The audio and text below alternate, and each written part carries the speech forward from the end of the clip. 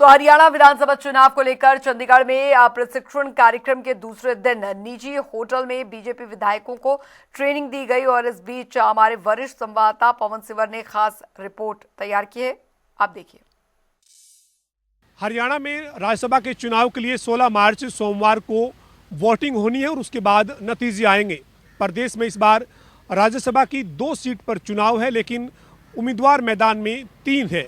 BJP के उम्मीदवार संजय भाटिया हैं, कांग्रेस के उम्मीदवार करमवीर बोध हैं और निर्दलीय के तौर पर सतीश नांदल ने जो दावेदारी पेश की है, उसके चलते ये चुनाव रोचक हो चला है।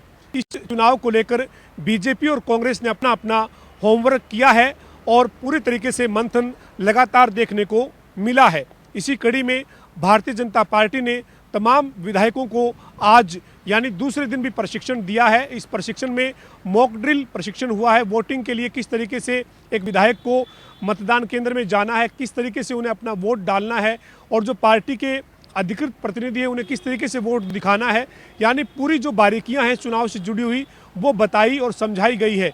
दूसरे दिन जो प्रशिक्षण हुआ है वो यहाँ चंडीगढ़ इसी होटल में जो है वो प्रशिक्षण हुआ है। पहले शनिवार को भी करीब 6 घंटे तक जो है वो प्रशिक्षण हुआ, जिसमें तमाम जो बीजेपी के विधायक हैं उनको 2 अलग अलग सेशन में 2 मॉक ड्रिल प्रशिक्षण जो है वो दिए गए और इसके बाद जो है वो दूसरे दिन रविवार को भी जो वो प्रशिक्षण मॉक ड्रिल हुआ है, जिसमें हरियाणा के मुख्यमंत्री नायब सिंह सैनी, बीजेपी के प्रदेश अध्यक्ष मोहन लाल बड़ौली और गुजरात के उप मुख्यमंत्री एवं राज्यसभा चुनाव के जो हरियाणा के पर्यवेक्षक बनाए गए हैं हर्ष सांघवी, वो इस प्रशिक्षण में मौजूद रहे हैं। बीजेपी के विधायकों के अलावा सरकार के तमाम मंत्री और इसके साथ ही जो निर्दलीय विधायक हैं वो भी इस प्रशिक्षण में मौजूद रहे हैं।